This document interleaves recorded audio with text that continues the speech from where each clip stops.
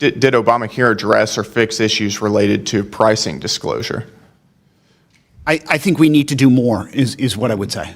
Got it. And it's your testimony as well, if I heard you correctly, that Obamacare actually exacerbated pricing issues related to healthcare consolidation. That's correct. And we've seen that in many areas. For instance, the Congressional Budget Office recently released a report on the 340B program. Hello everyone, and welcome back to Uncensored Headlines, the place where we dig into stories the mainstream media would rather ignore.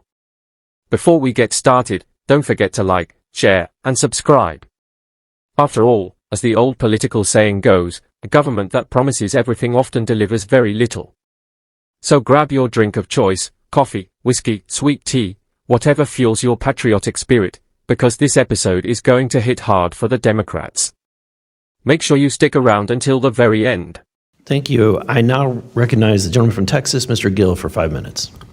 Thank you, Mr. Chairman. Thank you for for holding this hearing.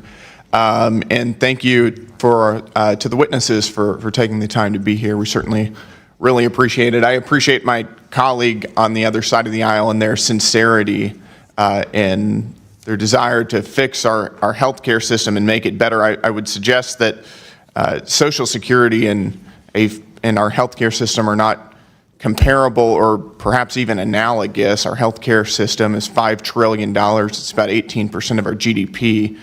And Social Security does not have the same bloated cost structure that is inherent in a single-payer healthcare system, which our colleagues on the other side of the aisle have been ultimately proposing. And I think we need to think a little bit more deeply about ways that we can bring those costs down rather than bringing in, I think, incomparable and unanalogous other government programs. But with that said, I do think that there's a lot of bipartisanship in healthcare, and I think that there's a lot of things that we would agree on. Ms. Tripoli, thank you for being here, and thank you for your testimony. I believe in your testimony you urge policymakers to get to the root causes of high and irrational prices in our healthcare system. Is that correct? Yes. And you would agree that healthcare consolidation is one of the main drivers of high prices for patients? Yes. I certainly agree. And you also mentioned price disclosure, that hospitals should disclose the rates that they charge openly in dollars and cents, I believe were your words. Is that right? Absolutely, yes. Price transparency. I certainly agree. You also mentioned site neutrality, that we ought to prohibit health systems from charging Medicare more for the same procedure if it's done in a hospital versus a doctor's office. Is that right? Yes. Well, those are I think are all things that we can agree on, which is really nice to hear. So I appreciate that. Mr. Jacobs, I want to ask you about Obamacare. Obamacare was sold to the American people as a program that would drive down premiums. I think the number that was thrown out by President Obama at the time was $2,500. Has that promise come to fruition? No, it has not, Congressman. And premiums on individual health insurance policies on the marketplaces and the exchanges more than doubled in the law's first 4 years, and that's primarily because of the regulatory mandates that the law imposed. And premiums have continued to increase substantially, and they continue to increase substantially more so on the exchanges than for employer-sponsored coverage. So you would say that Obamacare didn't slow the growth of premiums in any meaningful way? I think, if anything, quite the contrary. I mean, Senator Welch, I believe, last month admitted on the Senate floor that the law failed to reduce costs. But more than that, I think it's accelerated the cost growth because of the consolidation that has come about in terms of hospital mergers, insurers buying PBMs, et cetera, et cetera. Mm-hmm. And that's what I was getting to. Did Obamacare address or fix any issues related to price transparency? Ultimately, there have been regulatory efforts. Some of the Trump administration efforts were actually linked to regulatory requirements in the law, but I think we can and should do more. And I think we've also seen that hospitals aren't necessarily complying with that law either willingly or easily. Did Obamacare address or fix issues related to pricing disclosure? I think we need to do more, is what I would say.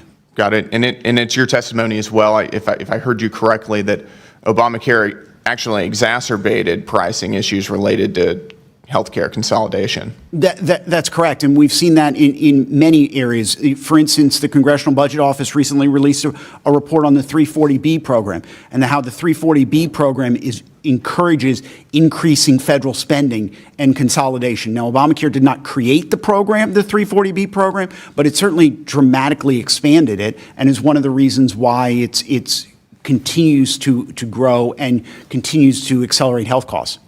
Got it. And there's with the remaining 30 seconds, as you know, there's a lot of debate right now about potentially extending COVID-era enhanced premium tax credits. In your opinion, would that lower overall healthcare costs, or would it raise overall healthcare costs? The subsidy regime is inherently inflationary because once an individual hits their income in terms of how it's structured in the law, the percentage of income, every marginal dollar of a premium increase gets paid by the federal government. So insurers have no incentive to control costs because whether the premium goes up by 1% or 100%, the feds subsidize that.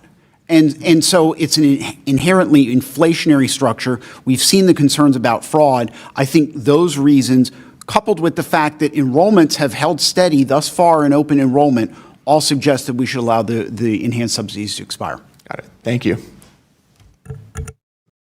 Brandon Gill just did what Adam Schiff and many Democrats were hoping no one would do. He pulled back the curtain on Affordable Care Act and its broken promises, rising premiums, and the consolidation crisis Washington won't fully acknowledge. Gill begins by recognizing something you don't often hear in D.C., genuine bipartisan agreement.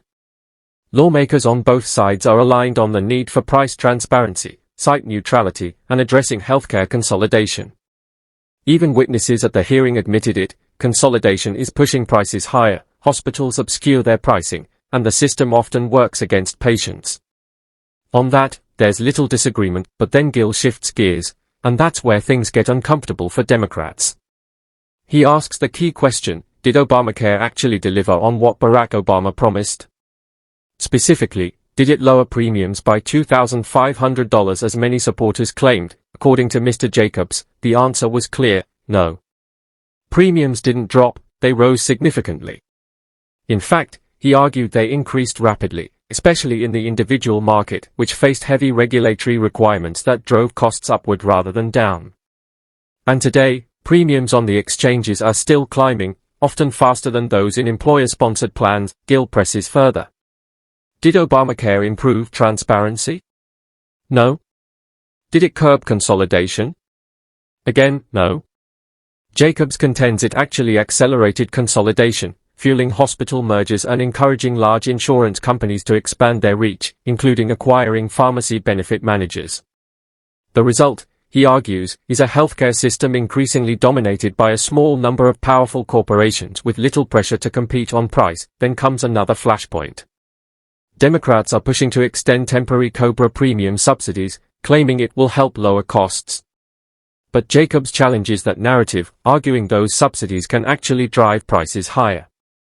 His reasoning: when the government absorbs the marginal cost increases, insurers face less incentive to control prices, and may even benefit from raising them. Gill closes by emphasizing his core point, that Obamacare didn't just fall short of its promises, it may have worsened some of the very issues it aimed to fix. And figures like Adam Schiff, he suggests, would rather that record fade from public attention. Whether you agree or disagree, one thing is clear: debates around healthcare reform, costs, and accountability are far from over. What's your experience been?